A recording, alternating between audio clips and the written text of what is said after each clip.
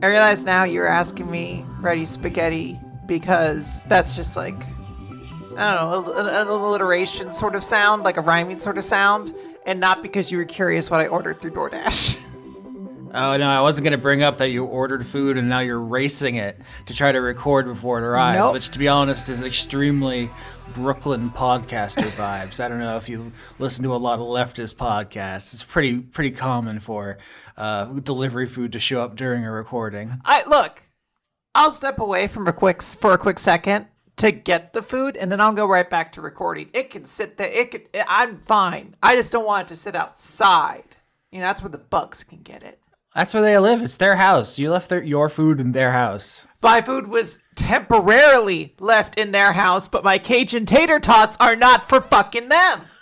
I feel like they should get first dibs. No! They've been here longer than you. Absolutely not. We have spiders that are evolving to fly. They do not need my tater tots.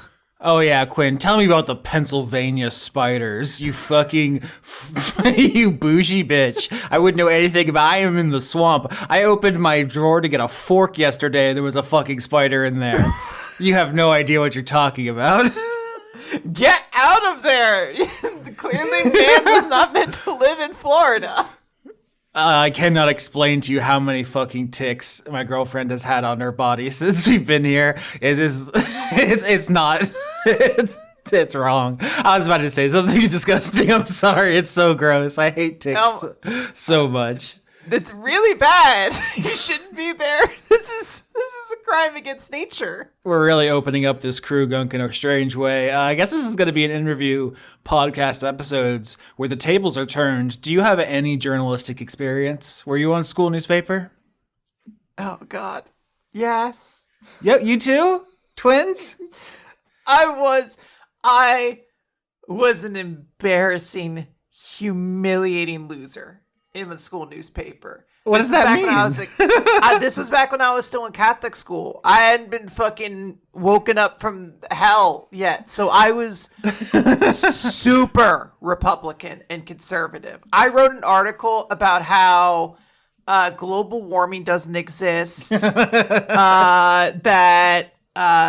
Just all sorts of stuff. I was awful. I remember getting high fives from teacher when I put out the article about global warming doesn't exist in our school newspaper, except for the teachers I actually thought were cool, who were all like, "You're an idiot." What is Stop that? doing this? Was it breaking news? Like, did Jesus just send the message out that global warming was fake, or is this really just more of an explainer? It was like a Vice. It was just I watched a lot of Penn and Teller's bullshit back in the day, so there was like that attitude in me that's like, yeah, let's break down the facts. I didn't know shit. I'm a fucking idiot. I knew nothing about global warming, but I think I put in something that's like, oh yeah, the temperature in Jupiter is also rising. That must mean that Republicans that are evil space SUVs are driving around over there. It's all stupid. I hate it. I hate that part of myself so much. I love the idea of a Christian high school newspaper because it's just like breaking, extra, read all about it. Jesus loves you. Still cool, yeah. He's still our Lord and Savior, the blood of the Lamb, all that stuff. It's still good. We love it. It was pretty gentle. I don't recall it being, there weren't a whole lot of exposés or anything like that. If you're asking about my journalistic integrity it's fine, I assume. And you asked me if I was a journalist. I worked with you on a game journalism website. That hardly counts. we were given just no tools. We were making paper airplanes and throwing them out over the ocean. Yeah, that's what fucking cool kids do when they're in school. Oh my Lord. But you are still Earth's #1 Jupiter correspondent, so I'm glad to have you here today.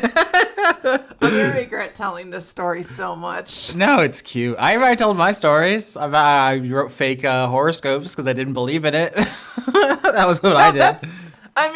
It's a little douchey, but it's kind of like quirky and fun. Now, my high school, I have no fondness for high school because it's like all of the worst sides of me. It's where I was super conservative. It's where I thought I was cool, but I really wasn't, and I was a super big nerd. It's where I wrote fan fiction, and I named one of the characters in my book after my crush in school, and then gave her the book to read. Hell yeah, Chad move. Are you No, kidding me? It was not. She very clearly gave it to all of her friends to read and make fun of me for. No. Didn't respect the game. Didn't respect the hustle.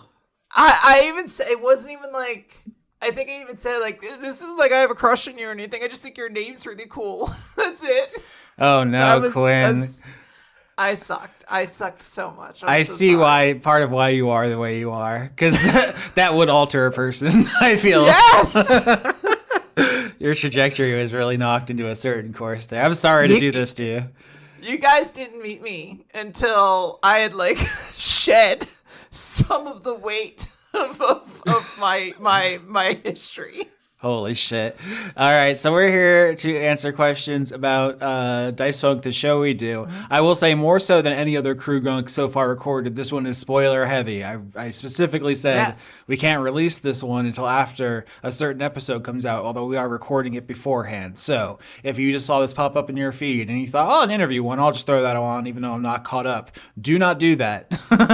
Yes, make sure you are up to date on Dice Funk. Make sure you've heard every episode.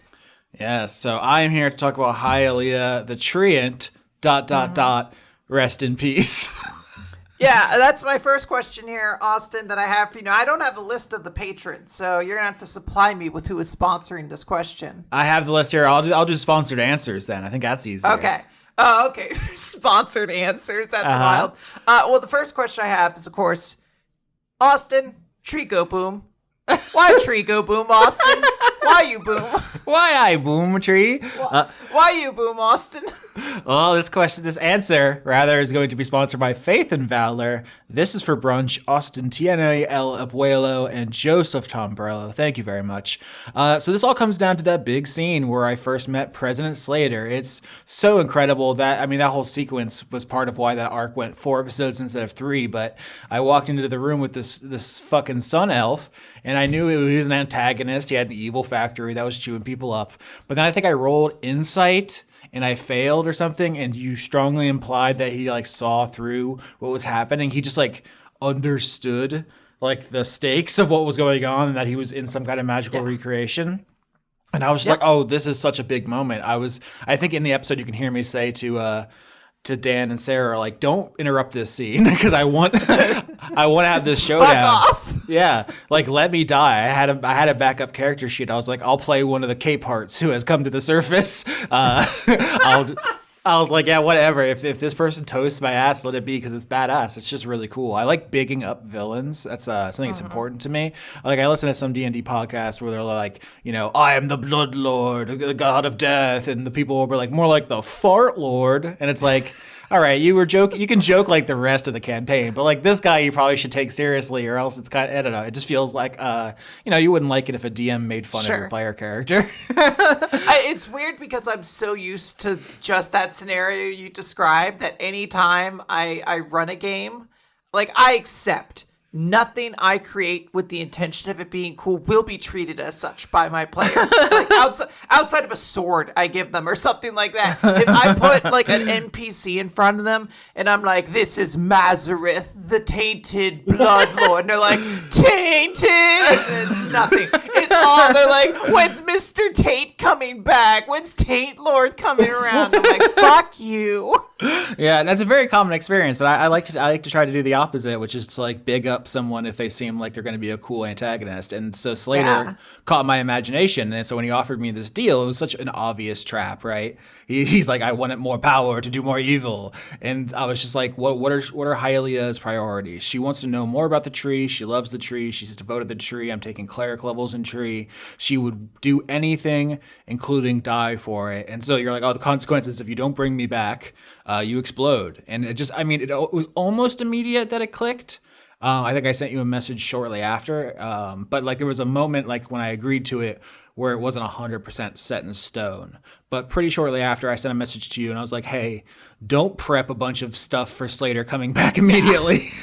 There was a moment I had where I was like, this changes a lot of things. And I put Slater in there with the knowledge that maybe it could happen. You know, there's a knowledge I think you have as a DM that you're like, I kind of have an idea what my players are going to do. But there's one of those things where I'm like, I do have what happens if Slater comes back. And when you were like, yeah, I think Hialeah is going to take this deal, I was suddenly like, oh my God. It was like a toy chest that I thought I never get to play with suddenly open. I was gonna be like, oh, look at all the new toys I can play around with. Yeah, I'm once again to bring it to other actual play podcasts. There's the first season of the Adventure Zone, the big one that got made into all the graphic novels. There's a part where the DM offers like an obviously evil chalice.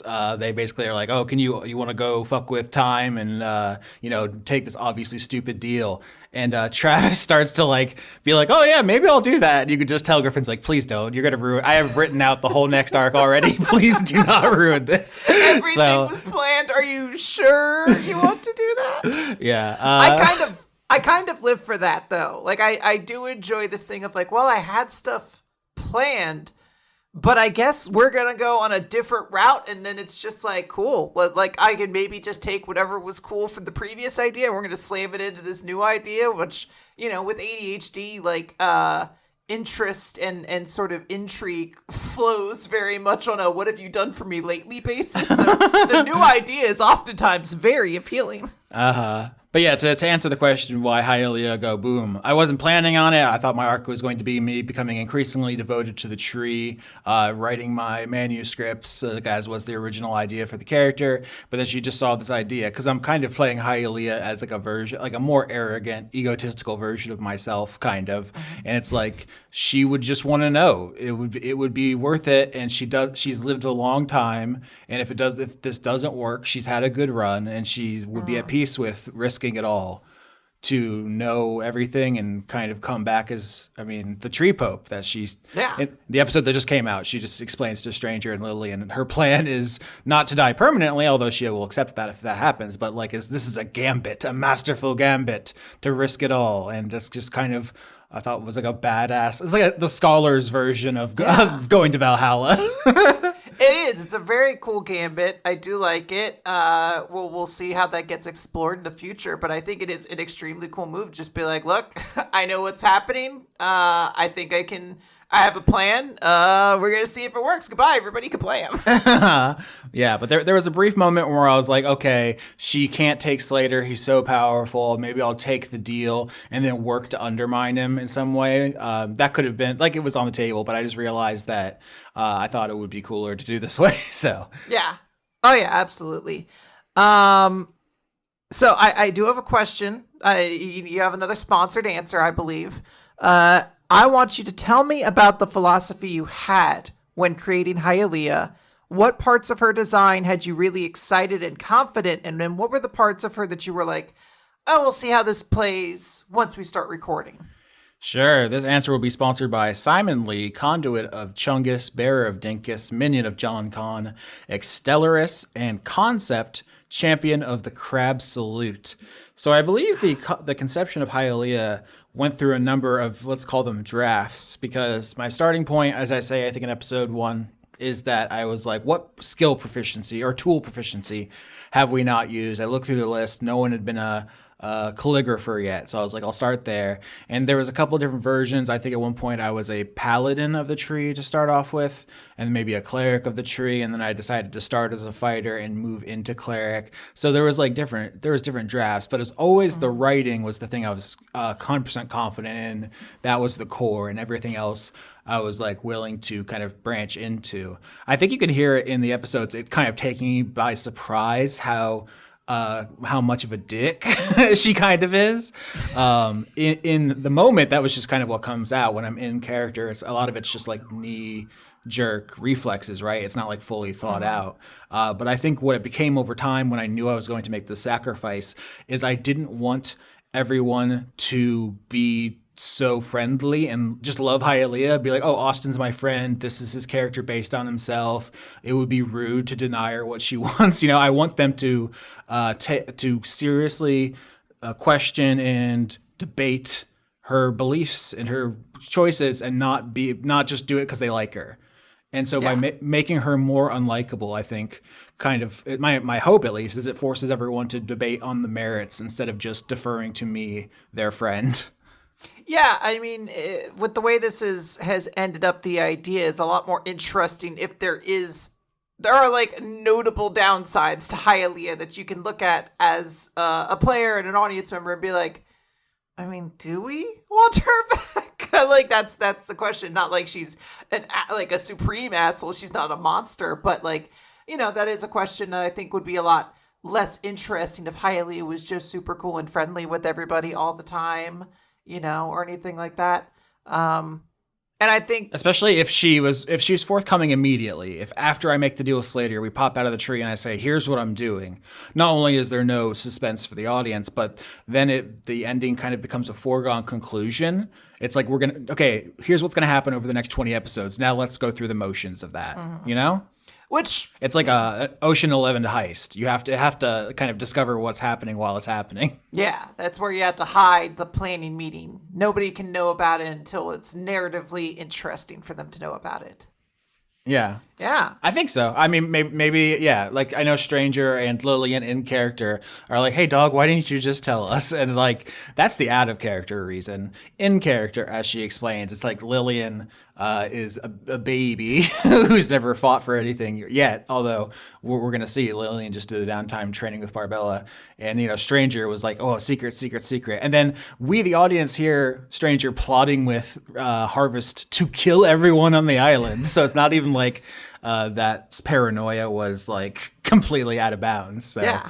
I don't know. I think it makes some sense. I want people to be able to say, I see where Hialeah is coming from. Maybe I would have done it differently, but I get it. Is what I'm hoping for. Yeah, and you want an element of contrast in every group. If everyone is just friends, which I think actually works great in like a casual table with friends, like you and your three buddies are going to play D&D together with a DM or something like that. It's great if that's the party dynamic to a certain extent. But I think if you're looking for like a narrative richness, you need it. It's like that old TV tropes thing. Like every group needs like the hero and like a lancer. You need that contrast of personalities to like get things going.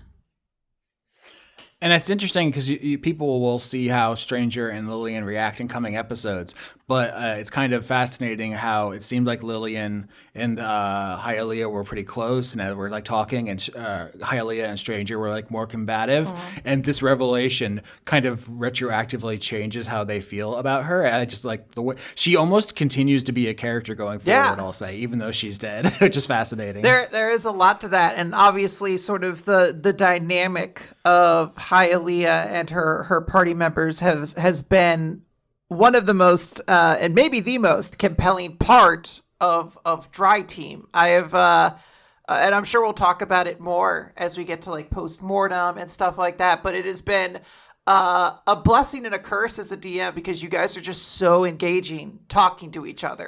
Like there could be just an episode where like I have an NPC walk up and just be like, who should we bring this person back? And then you guys will all just continue on that narrative debate for like 45 minutes.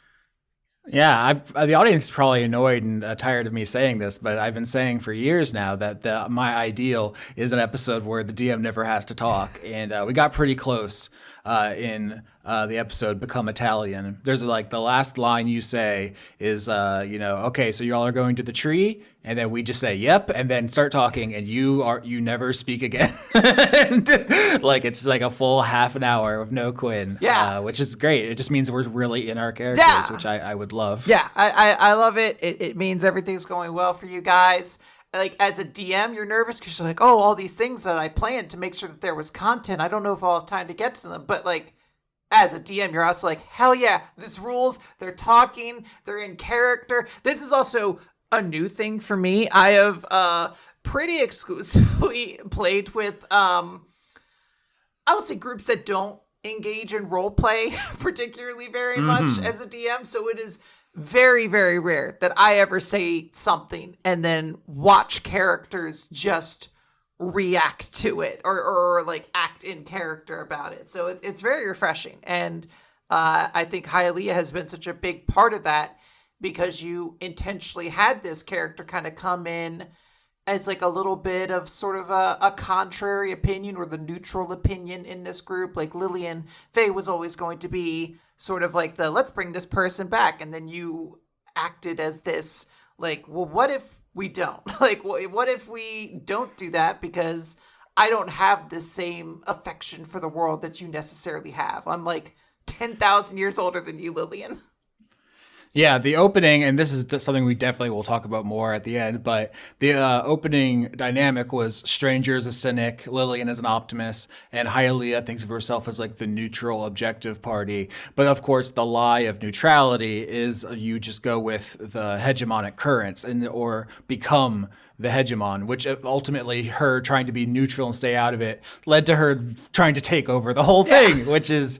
So, you know, what runs the neoliberal world is centrism, right? Come on. It's so obvious. Obviously, right? Yep. Sorry about me. No, never apologize. Also, just on the finishing thought of how you create your characters, it is worth noting that Austin is easily, I think, the fastest when it comes to creating a character and just shooting you a character sheet. You... Like, if a season idea is pitched, I feel like there is a character sheet for it in about 20 minutes. Like, I shot you thoughts on a season I might do in the future, and you had me a character sheet in, like, an hour. And, like, I was like, I don't even have the setting. Like, the world building isn't done, but you already had everything you needed that you're like, here's a character. Once you're ready, it's good to go.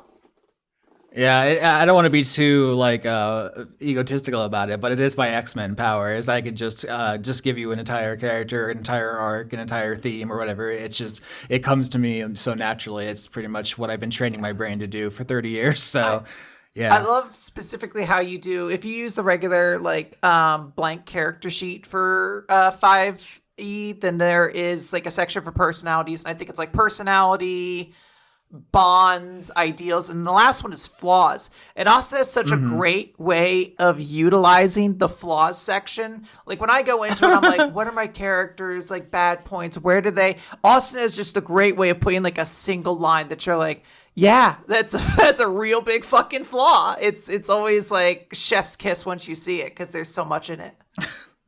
Yeah, those boxes I think get ignored from time to time. Everyone has different ways of doing their sheet, but I always take those 4 boxes pretty seriously and try to keep them in mind. So Hialeah's flaw was inflexible, mentally and physically. So a little bit of a joke about her being a big tree with a low dex score, but then once she just set her mind to something, she just was like a bullet. She was just going right towards it. Consequences be damned, and that was really important to me to keep in mind. Yeah, I love it. I'm going to move into my next question here then. So creating PCs for Dice Funk can always be a case of expecting one thing and then it shifts into something kind of completely different. Was there anything that you visualized for Hialeah that never made it into the show? And then conversely, what was your favorite idea that came about just naturally during recording? Ooh, my answer is going to be sponsored by Level 10 Cleric Caroline hands you a chick track full of dogmatic anti-library propaganda, lime, and eardrum espresso. So visually, I think the icon for Hialeah is the Wispy Woods boss from Kirby. That tree, it's usually the first boss in any game. It's not exactly like that. She has legs, of course, but I think my image of her was much more set in stone than perhaps other characters I've played before. Like, people drew Wendy McDonald and a couple of different body expressions because there is no thing. It's called an illithid fairy in canon, so people had more fun with that. I guess I was thinking that I would end up having more new swords and more shields for her over the course of the thing. She gets that paint sword, but never gets to use it. So I think, just visually with the character, I was thinking she would get more eclectic. She'd be just covered in more junk because I was trying to have her, that was her like life's project was collecting swords and shields, and metaphorically collecting stories, right? She Mm. has all these experiences from living so long, and that they would accumulate. And so didn't get to do much with that stuff, which is fine though, because I flavored every single ability she ever got as a weapon. So I tried to do it that way. Yeah.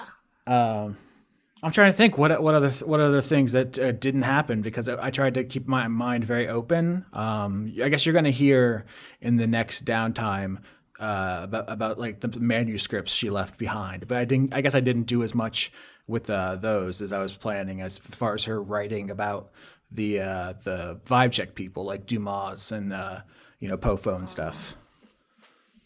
Yeah, that's a cool concept. It can still be explored. I know there's stuff that like has been sort of tossed about in this season of different ideas for things that I don't know if we ever completely nailed in on.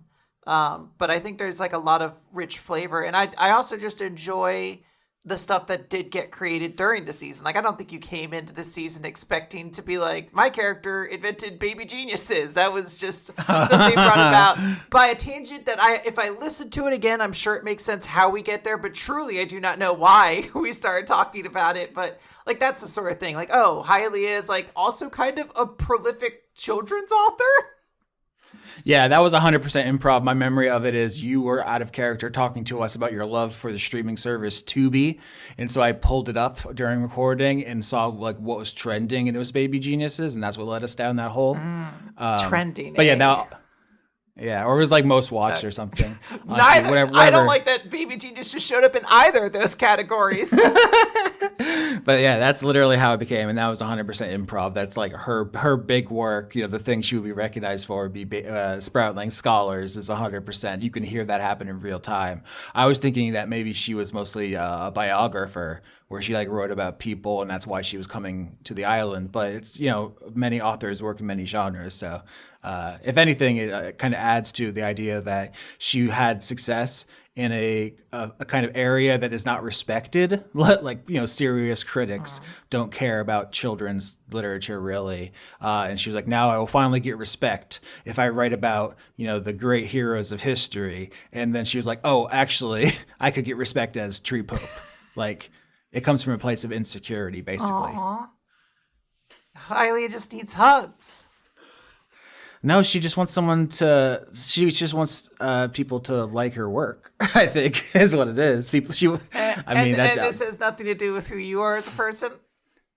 I think it has a lot to do with it. I think, yeah.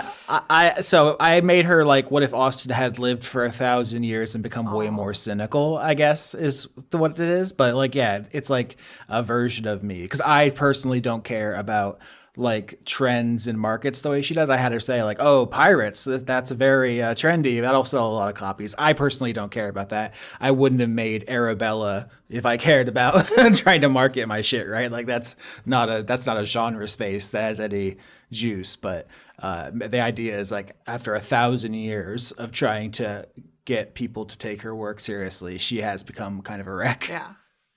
Yeah, there's some really cool stuff in that. And I don't know. I think this really is a good call to arms for those listening. Make sure you leave more comments saying, "Hey, Austin, love this show that you're doing. I love the characters you make. I love the world you're doing. I love the characters you're DMing. All that sort of stuff."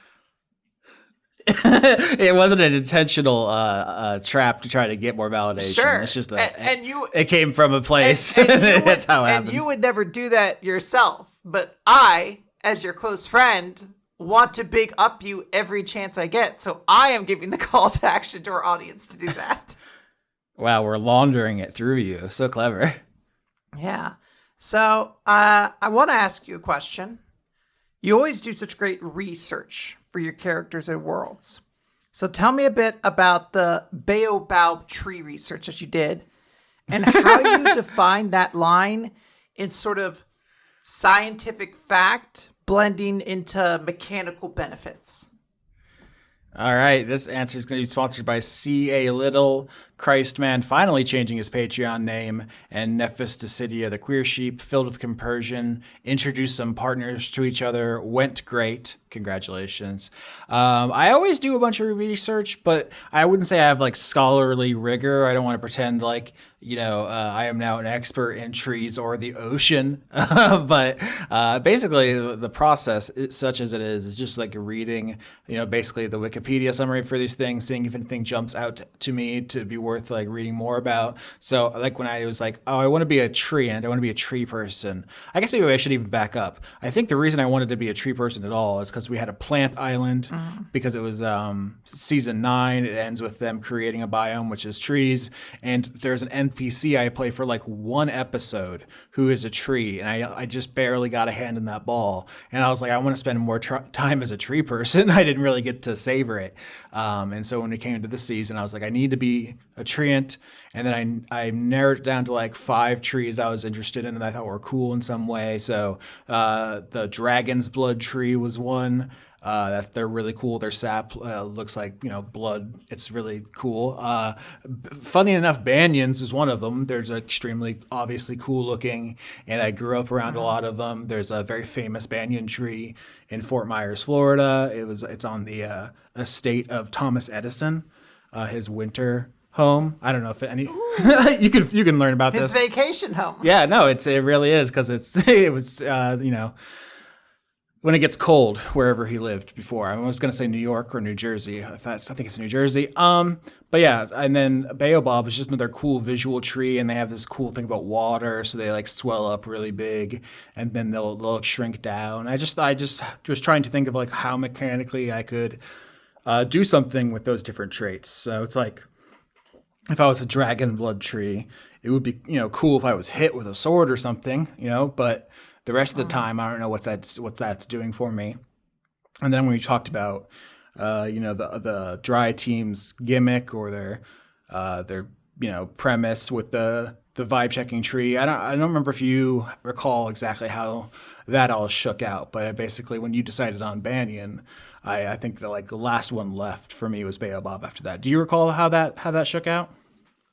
So it's interesting.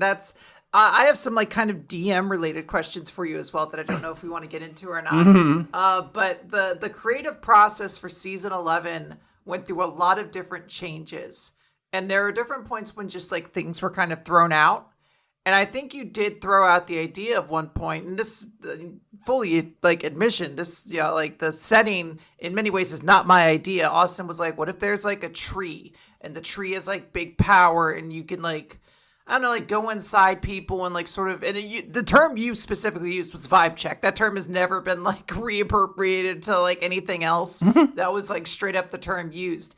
And I think then it was just about the idea of what's a visually cool tree to use then, because this tree has to be the center point of everything. This has to be the focus at that point. So the idea of a tree that's huge, it branches out and strangles is, I think, probably the most interesting one that was there.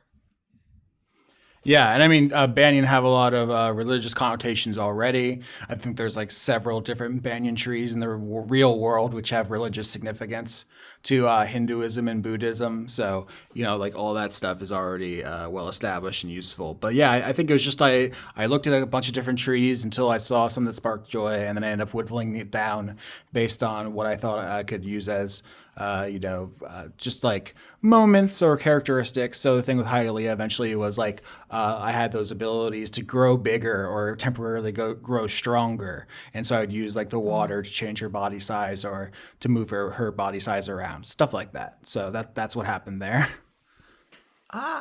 Very, very cool. Do you want me to ask you questions about DMing in this? I know this has sort of been, to this point, the 4 people we've interviewed have just been players in this season, but we're in this situation where the 2 of us are performing both roles. So how do you, is this just an inside the actor studio or are we branching out into asking each other DM related questions? Because I wrote a couple of those down. Sure. Yeah. We still have a lot of Patreon names to get to, so feel free. Yeah. So on that note, I want an answer now to the question I brought up just a second ago of let's talk about the creative process for creating a season, because season 11 changed significantly from its original hey Quinn, do you want to do one half of the season with me, to first episode being produced, to the point where I believe like a week or 2 weeks before our first episode was being recorded, you proposed like a late game genre switch completely. Yeah, this is something that people don't really realize because it always happens in my head and it's not out loud where everyone can hear it and judge me. But I am constantly changing my mind, like episode to episode, scene to scene. Sometimes in the middle of the scene, I'll just be like, "Oh, what if everything was completely different?" And you just don't know that I had something else in mind because I don't say it. But yeah, when I think the season was right around the corner, I was like, "What if I took all this nautical research and we just did like pirates and ocean people instead? Like islands could still be involved, but it wouldn't have to." I mean, that was just a suggestion. It's fine that you were like, no, I did all this already. but I don't know. That's just something I constantly ask myself. What if we just did something else? It's fine. Yeah, it was a wild thing because it was so close to the season coming out. Like everyone's characters were all done at this point, I believe, and everything like that. But there was this moment of like, hey, what if we pivot to this? And I think there is a world where we could absolutely do that. But there was like a point where it was like, oh no, I have so much done already and we're so close. I don't think I could do this all over again. Yeah, I mean, it happens constantly, but just for the most recent example is during that confrontation with Seneschal Kilpatrick, Reaper's like, what if we did a tournament? What if we did, I can't do a Reaper voice. What if we did a martial arts tournament? And then I just threw my next arc in the trash and I said, it's the martial arts tournament arc now. Like, yeah, that's how quick it can happen. Yes. And I think it's also, I want to make sure I state this very clearly. I think this is a great thing. Like this ability to just come up with ideas and push them out there, I think is what a large part of what makes Dice Funk very interesting as a show to listen to. Is there is a flexibility that you have with the narrative that you're willing to just go with something. I don't think I've ever really felt railroaded playing an Austin Yorsky Dice Funk game. You seem to be very clearly ready to just go with whatever happens. If anything, even if I come in and I'm like, hey, I'm going to do a professional wrestler, can we do a professional wrestling arc? Yeah, in my Cyberpunk season, I was like, yeah, sure, we'll do it. If anything, I think people sometimes feel like I don't give them enough guidance where I'll be like, all right, here's the situation. What do you do? And then there's like a minute of dead air where everyone's like, what the fuck do you want from us? What do you mean? You're like, there's a locked door and I handed you a broken can opener. Go. Yeah, it's just the Jennifer Lawrence hot ones. What do you mean? What does that mean? What do you mean? What does that mean? Sorry, that's how I do it sometimes.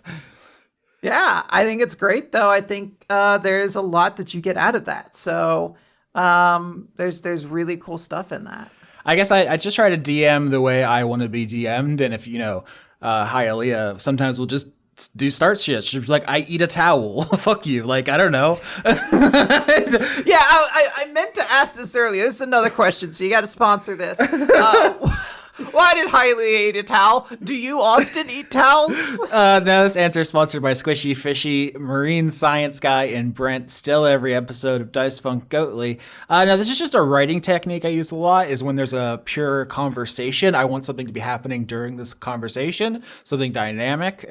So that it's like, imagine if it was a film. You don't want to just cut from someone's face to someone else's face and then back and forth as they talk. It worked for Kevin Smith for 3 decades. So I don't know about that. But I just want something to happen, and I think that scene was in the laundry room, and I don't know, I panicked. I just, what would a big tree person do in a laundry room? And I don't know why I said she eats a towel, but it was funny, and I ran with it.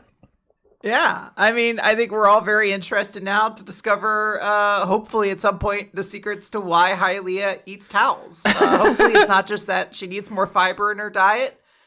You wouldn't want to, blow up on the toilet or anything. I just literally just try to think of something for her to do while this conversation was happening. I do that all the time. We just recorded a downtime where I think you and another character are talking for like 20 minutes, and I kept breaking in like, and what are you doing? And what is the context of this? Okay, Quinn, just real quick, where are you? Explain what your hands are doing. Yeah, I don't know. It doesn't have to be that much. Maybe I overemphasize it. It's possible. But I just like for my mental picture. No, I think it is good because I think there is a tendency sometimes to get caught up in how your brain is already creating the scene in a way. Yeah.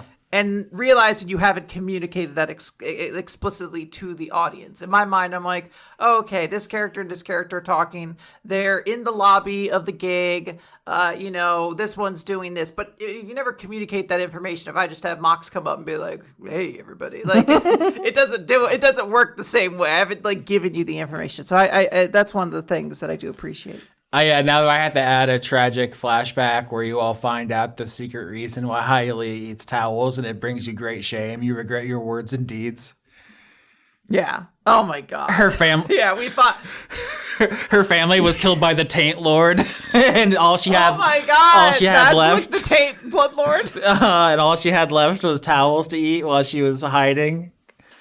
Oh my God. Yeah, this is what we're working on. I'm going to find a way. There's going to be a special extra episode where we find out this information. Yeah. Another question I have here. What are the hard lines you held yourself to in designing an underwater setting for a season? And then where did you allow exceptions for the game system to just exist at this point? Yeah, this is a pretty difficult one, but it's sponsored by a werewolf with a werewolf in their hand, with a werewolf in their hand, with a werewolf in their hand. Whoa, they got fractal on us. The Space Fighters and Seiko, president of the White Wolf, Max and Zoe fan club. Thank you very much. So designing the underwater season was just a series of questions but basically ranked by priority. So the first priority is the Well of Resurrection, because that's what was established in season 9. We discussed it was like a big hole in the seafloor. Okay, so we need to do seafloor. We can't do like a surface campaign, which is with only the first brightly lit water. So that's the first thing. And then, okay, we're at the bottom of the seafloor. What's down there? Crabs, sea cucumbers. Then it's like, okay, those are the animals we're dealing with.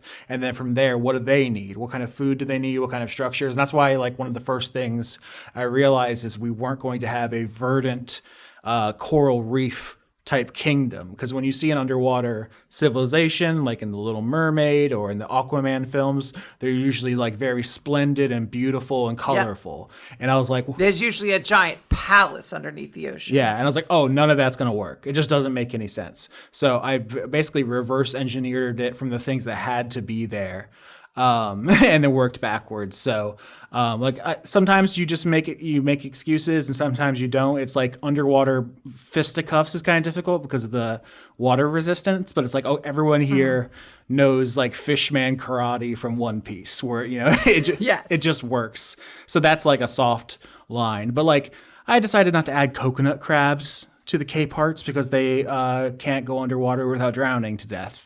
And if if one of the K parts had been a coconut crab, I don't think anyone would have called me out. I don't think anyone cared, but that was just one of the things where I was like, oh, there's hundreds of kinds of crabs. I'll prioritize the ones where they don't drown. Oh my gosh, these ones are so big. They're very cool. Wow. Oh my gosh. I want to find the K part coconut crab lost sibling that we find out about, who's just been chilling. Holy shit. Yeah, definitely. But yeah, that's the basic thing. I don't claim to be an oceanographer. I'm not. Oh shit! And if you eat them, it's like an aphrodisiac. You want to fuck. Because they're full. Holy shit! This is like slutty aunt K-part. Yeah, they're only tropical island vibes because they only eat coconuts. So it's just like a vacation inside of a giant lobster, basically inside of a giant insect. This is a complete tangent. I apologize for how my brain works, but can I just note to you one of the articles that showed up the moment I typed coconut crab? This is from Atlas Obscure, which sounds very reputable. But it just says the biggest crabs in the world, the coconut crab, may have eaten Amelia Earhart. Yeah, I'm almost certain we talked about this already on the show. Did we? Yes. Oh my God. Wait, what? I'm 90% sure. All right, well, as I said, this was a view of how my brain works. Yeah, no, that's very funny, though. What did Amelia do to them? Nothing. It's just where she would have landed her plane. The only things that on the island would have been coconut crabs. So that's probably where she ended up. Damn. Statistically. Sucks to suck. Yep. Sorry about that. Yeah, but you've done a lot of interesting things, because you made it very clear. You were like, look, if this is going to be an underwater season, I don't want it to just be like a regular season, but every so often I'm like, a fish person walks by. You were like, mechanics work differently, things work differently. You've made a big point to put in like, all right, these crabs do this thing, so I'm going to mechanically element that into this character this way. I think it's interesting to see where you had to make those calls, though, to be like, all right, Skitch's character has to still be able to cast spells, though. Like, even though, like, verbal semantics are kind of weird and, like, spells are kind of weird, like, we need to make them work.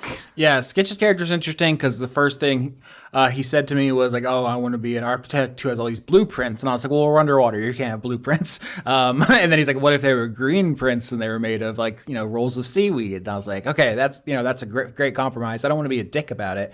I just want you to be more thoughtful with your choices." And then Skitch did like the kind of wizard who can change the elements of their spells. This is very interesting. I think we get a little bit of this. So it's like, I'm going to use firebolt, but it's acid, or I'm going to use this ice spell, but it's poison or whatever. And so it hasn't come up so far really where I had to be like, I don't know how that works, Yeah, Skitch has never tried to cast lightning bolt per se or anything like that, and we're like, dog, we're in the most conductive thing in the world. What happens? Yeah, I mean, I think that it's still on the table. We haven't recorded every episode, but I've tried to be more thoughtful about it. I think it's funny that of the three characters, two have some kind of paper. Barbella has the laminated riddle book, which is funny, I guess. That's another one where I was like, could it be anything but a book? And she was like, it's laminated.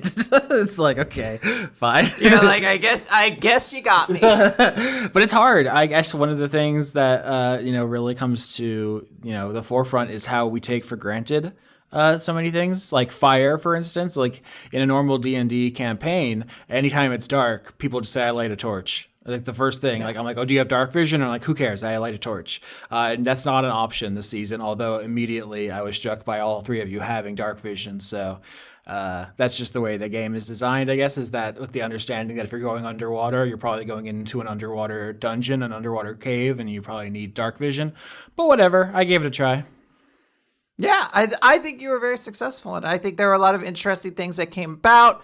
And there's just stuff that you look at and you're like, oh, like, this is just a different way to do this campaign entirely. I don't think the way we have run this party, I don't know if another season it would be the same thing or anything like that. Like, I don't think you could import the Zolfo crew into another season and it works anywhere near the same. Like, the idea that everything is underwater and there are all these elements just adds something to it. Plus, it's just fun to sit around all these aquatic creatures that you otherwise never get to touch, because it's just like, no campaign goes to the bottom of the ocean. Yeah, there's always, it's funny because the water creatures that are in the game, the implication is usually that you're fighting them on they jump onto your boat.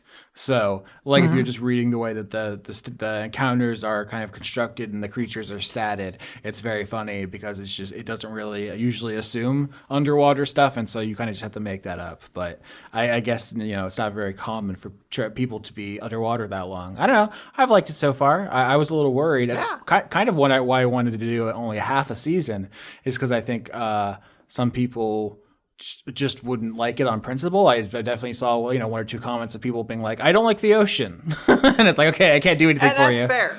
I mean, that is like a real reality of it. Like, people aren't going to enjoy every genre of something. If you're playing in something that is sort of an anthology and every piece of it is going to be different, not every piece is going to be able to appeal to the exact same audience that it appealed to the last time.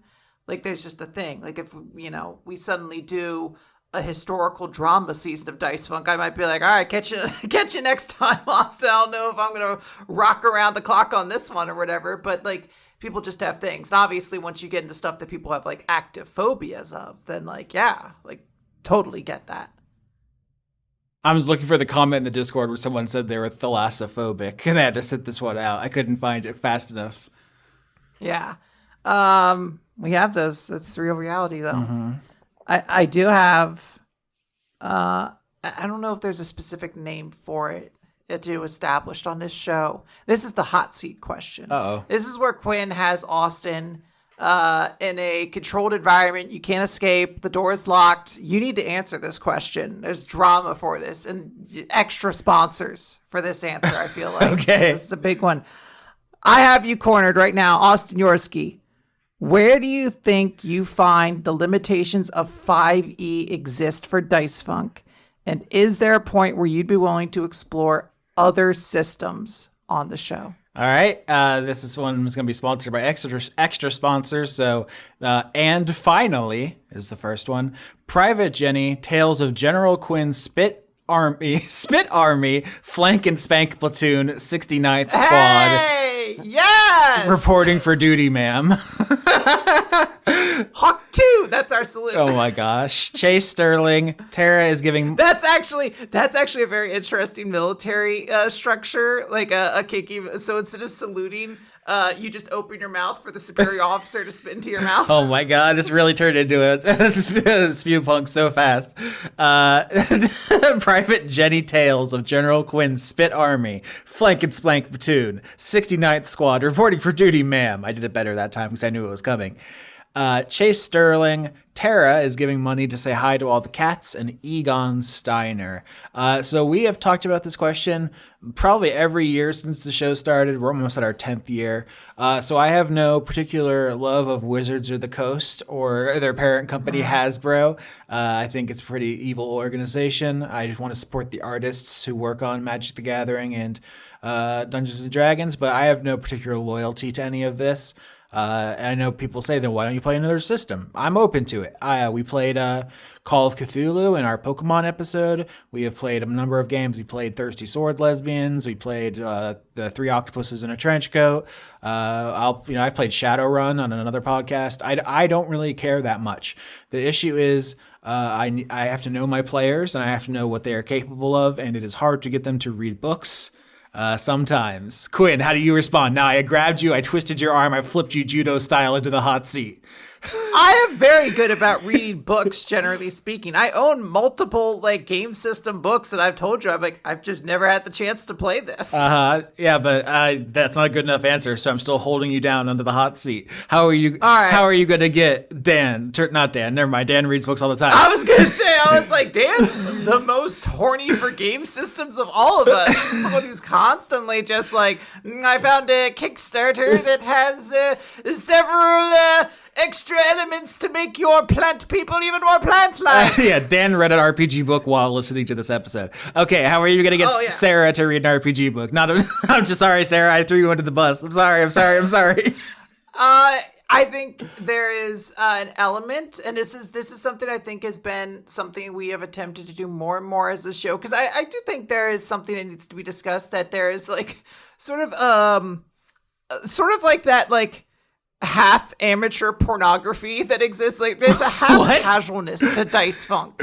Now, go along with me, okay. Austin. You're not always privy to how my mind works, but it makes sense up here. Okay. There is a half casualness that exists in Dice Funk, where we are a show that we produce content for people, but there's not it's like, hey guys, writers meeting 6 a.m. on Saturday or anything like that. I think there is more that we could do to be like, hey guys, we've been doing this show for a very long time. It's not, maybe we're running out of stuff to do in 5e or whatever. Let's brainstorm about other systems we could play around with. And hey, I have this PDF. I'm going to send it to everybody.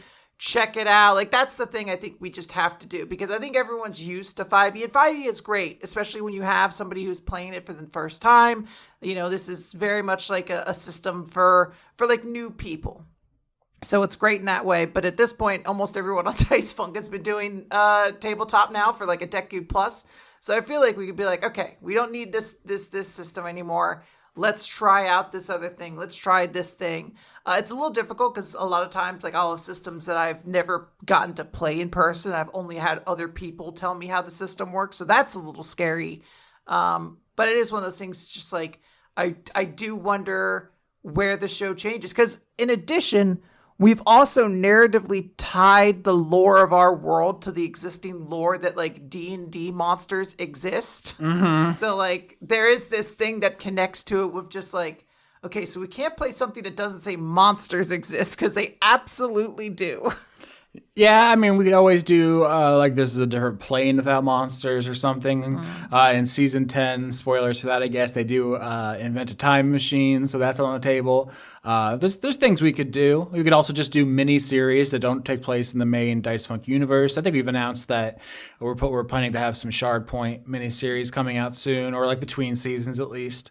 So I'm open to all that stuff, but the question is like, do we actually benefit that much from switching systems? For me, I just don't think about the mechanics that much. It's just like second nature. It's like we all play a sport together, and it's like, okay, let's instead of using rackets, let's use hockey sticks, and it's like, why? It's like the rackets are working fine to me.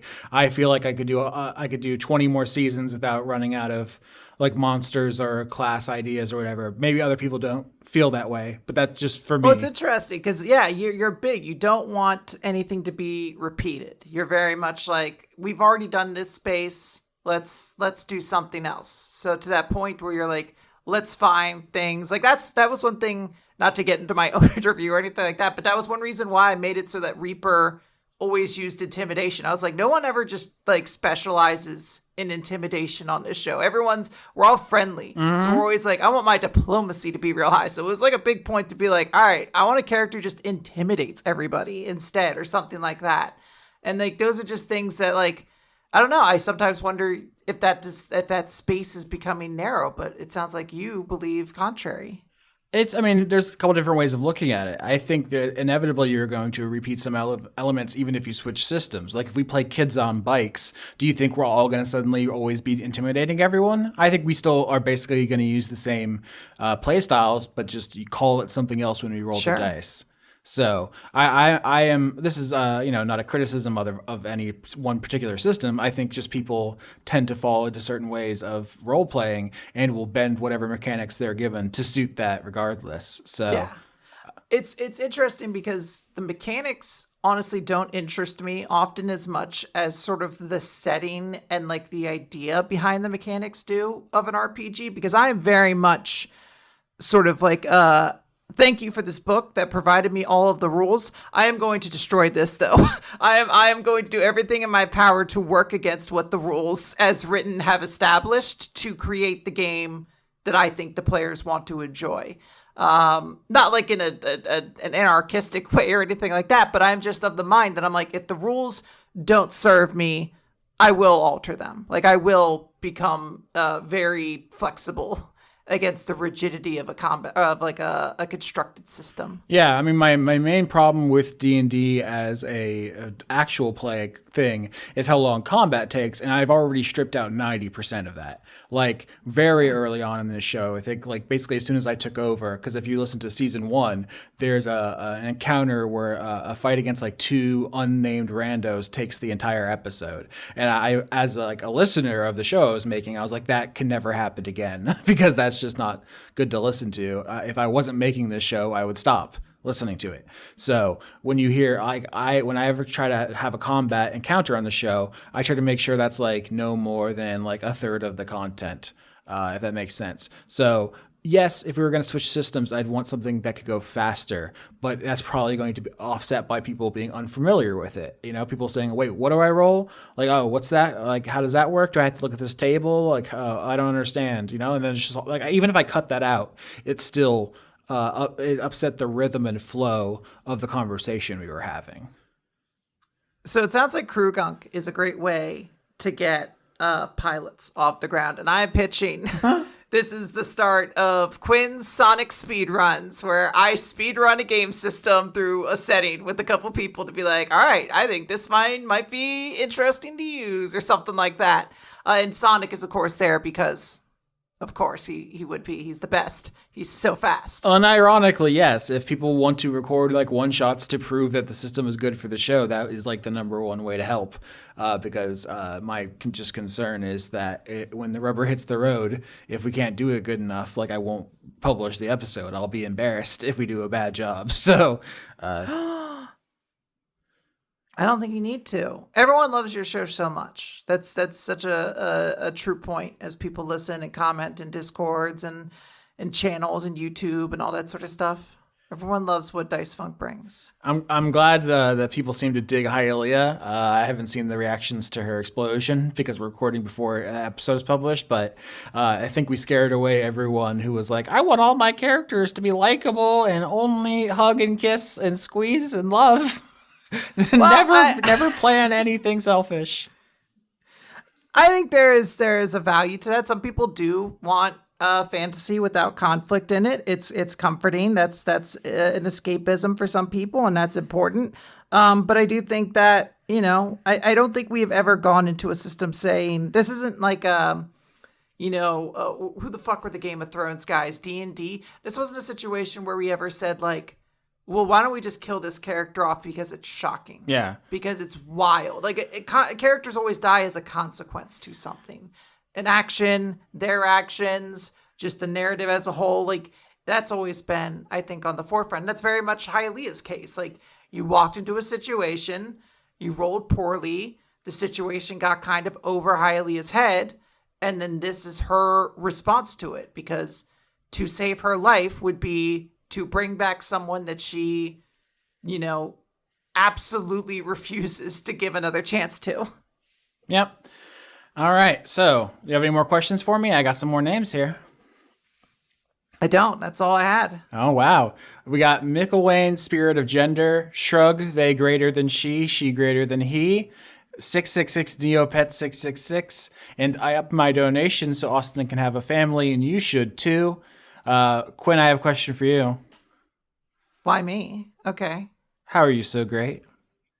Me? I'm awful. I'm certainly not great. I feel bad at everything I do, but I try. That is the number one thing. I try, even though I feel inadequate at almost everything. Oh my gosh. Okay, next question. Sponsored by Dustin Darkwater. Miles and Danny love Dice Funk forever. I thought I feel like I should have come in with like a bunch of just like throwaway questions so you could have read names out. Austin, what's your favorite color? Give me a sponsored answer. This answer is sponsored by a good Brent, Twitter bitch for Let's Talk About Snacks podcast. Green and purple, specifically the Barney the Dinosaur shades. Wow, it's fucking Joker-fied. All right, really doing that. This is less of a question and almost more of a how dare you. You give me so much grief because almost every season I end up having to play a different character at some point in time, and then the first chance you had in a situation where I DM, you were like, "Oh, my character's dying." How dare? That's my question with the sponsored answer. How dare? Sponsored by Midlife Stasis, Conduit of Inevitability, Dr. Goatman, and Francois V, a deleted scene and Everything Everywhere All at Once. I mean, I didn't kill Anne or Wendy McDonald. This is the first time I've ever had a character die. And just because it's you doesn't mean it's about you, Quinn. It's about Hialeah's journey. Don't make it about yourself. I can't not do that, Austin. I don't have that ability. That part of my brain was removed in surgery as a child, I presume. It's funny because we already teased heavily that I'm going to play Miss Killings, but I think she's actually going somewhere really interesting, especially the last couple episodes we recorded. But by the time Hialeah had exploded, between deciding to do that and it happening, I was regretting it because I wanted to play Commander Cassidy so bad because he's so cool. So your NPC narrowly escaped my clutches and grasp. I mean, that is, I think, the question everyone loves to hear. This ends up being more of like a post-mortem question, but everybody's always curious, like, if something happened to your character, who would you end up playing? It's always like the go-to. And I think like we've talked about that, like, oh, if Lillian died, then Sarah would probably play Needles. And if Stranger died, then Dan would probably play Harvest or, whatever. People have like sort of their designated side NPCs. Yeah, I mean, I definitely went into the season with no backup. I actually explicitly said I didn't want her to have like a backstory character to show up because Needles and Harvest, I think, I don't know if I knew that much about them, but I already kind of knew that those characters existed. And I was like, no, Hialeah has outlived everyone she cared about. So that's part of like her sadness, her cynicism. I didn't have a backup, and I really was not going into this expecting to die. I swear, I promise. But then when I did decide, and then after that season where she charges into Killing's room and fucking yells at her and essentially makes her a warlock kind of under duress. A little bit. Yeah, I was like, oh, that could be interesting to play someone who is in this situation, who basically is doing exactly what Hialeah would have done, but without the genuine enthusiasm, I guess, because she's like a functionary. So it's like the same character, but for the wrong reasons, instead of believing they're right, I guess, is where it's going. And it's going some places. I'm surprised how much I was able to do with killings in the time I get her. Yeah, I've been hesitant to ask any questions related to killings because obviously the audience hasn't heard any of that stuff yet, and I don't think they will by the time even the next episode comes out. But there is the idea that you were handed what was somewhat of a blank slate. Like I ended up giving you like what I had on our character sheet and or sort of like the notes I had for the NPC, and a lot of them never really got to come to the surface because everyone just failed like casual conversation with her. So like none of her little points that I intended to get at ever had the chance to be explored. So you got handed like, what if you played a bitch? Yeah, this is definitely going to be something that has to be end of the season post-mortem or whatever, because the way things are being released after Hialeah explodes, the next 3 episodes are wet, so you won't see her at all for a month.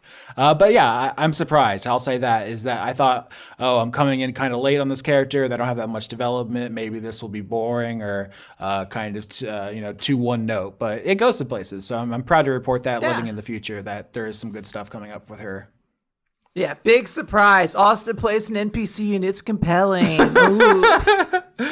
How do you spell the Taintlord's name? Can you send me that over? Because it's going to be the episode name. Oh, Mazalik, the Tainted Bloodlord? Sure.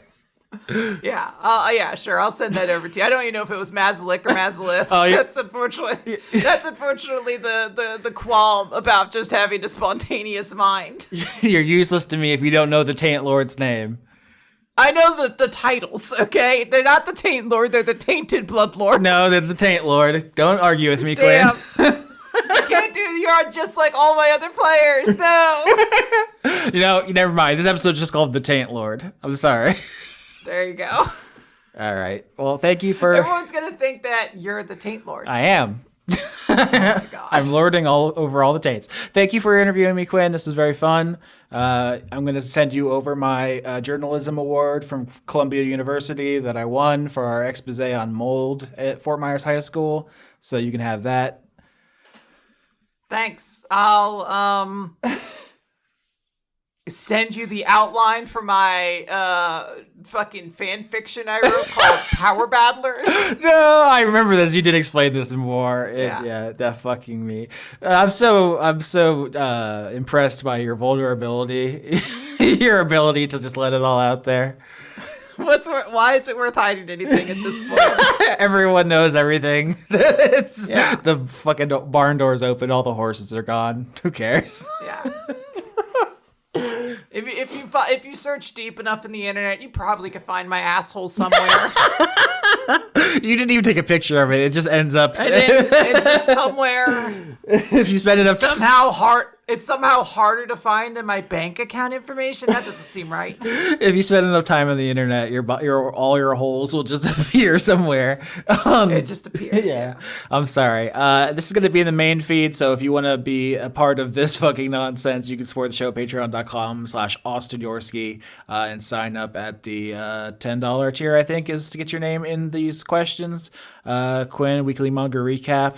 I'm sure you had a wonderful episode about the normal, regular Chainsaw Man chapter that everyone is regular about.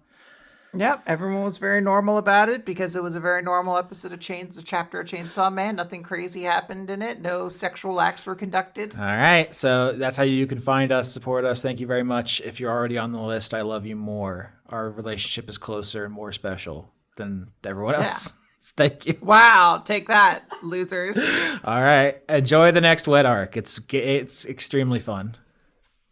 Good stuff. Goodbye. I love all of you. Bye. More than Austin does. Oh my God. Well, you would probably suck them and I wouldn't, so I guess. I mean, I'm open to it. I'm very free with myself. I guess that does mean you love them more. Yeah. That's how you show love. That's how I've been taught. Yeah. doing videos online. That's how you show affection to one another. That makes sense to me. We should desync before we say anything else. I'm pulling out my food, so you have to desync because it's all noise. Reaching out to catch the sun, to hold it in our hands, longing for something strong, to hide our weakness soon. The light may disappear.